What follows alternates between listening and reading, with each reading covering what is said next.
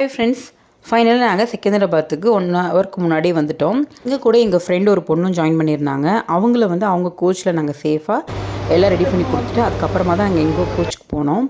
ரொம்ப long travel அப்படிங்கிறனால AC coach தான் புக் பண்ணியிருந்தோம். இதுக்குள்ளே எப்படிலாம் இருந்தது, என்னென்ன எங்களுக்கு ப்ரொவைட் பண்ணாங்கன்றத அப்கமிங் வீடியோஸில் நான் ஷேர் பண்ணுறேன். இடம் ரொம்ப க்ளீனாக இருந்தது. பெட்ஷீட், பிளாங்கெட்ஸ் இது எல்லாமே கொடுத்துருந்தாங்க.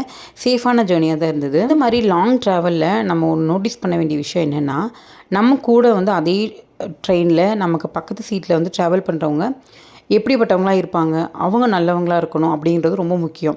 சப்போஸ் ட்ரிங்க்ஸ் பண்ணுறவங்களாகவோ அல்லது ஃபேமிலி ப்ராப்ளம்ஸில் வர்றவங்களாகவோ இருந்தாங்கன்னா அவங்களோட பிஹேவியர்ஸ் வந்து நமக்கு கண்டிப்பாக டிஸ்டர்ப் பண்ணும்.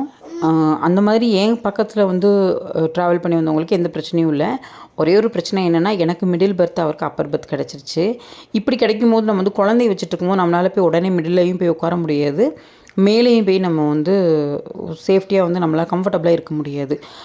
அட்லீஸ்ட் கீழே கிடச்சதுனா கூட நம்ம பாட்டுக்கு உட்காந்துக்கலாம், குழந்தைய கொஞ்சம் நேரம் என்டர்டெயின் பண்ணிக்கலாம். பட் அங்கேயுமே ஒருத்தவங்க வந்து எங்களுக்கு ரொம்ப ஹெல்ப் பண்ணி அவங்க சீட் மாற்றிக்கிட்டாங்க. ஸோ நாங்கள் ரொம்பவே கம்ஃபர்டபுளாக வந்தோம். மகிழனுக்கு வந்து ரொம்ப போர் அடிக்கக்கூடாதுன்னு சின்ன சின்ன ஸ்டோரி சொல்கிறது, இந்த மாதிரி வேடிக்கை காமிக்கிறதுன்னு அவனையும் ரொம்பவே என்கேஜாக தான் வச்சுட்டு இருந்தோம். ஆஸ் யூஷுவல் ட்ரெயினில் வந்து நமக்கு இந்த மாதிரி பிளாங்கெட்ஸ், பெட்ஷீட்ஸ் இதெல்லாமே கொடுப்பாங்க.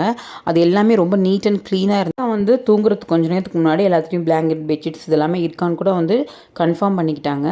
ஈவினிங் ஒரு 5 o'clock அந்த மாதிரி டைமில் வந்து நிறைய டீ, காஃபி இதெல்லாம் போயிட்டுருக்கும்.